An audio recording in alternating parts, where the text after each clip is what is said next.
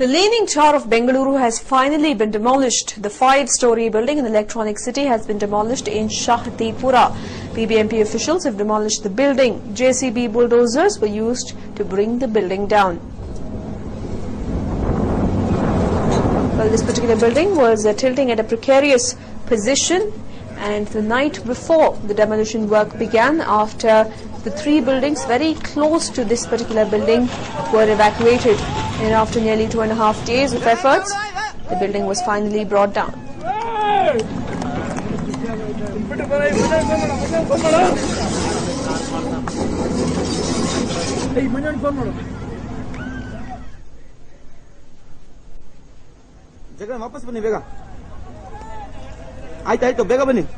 Well, fortunately, vigilant residents noticed that the building was tilted, and they informed the rescue personnel immediately.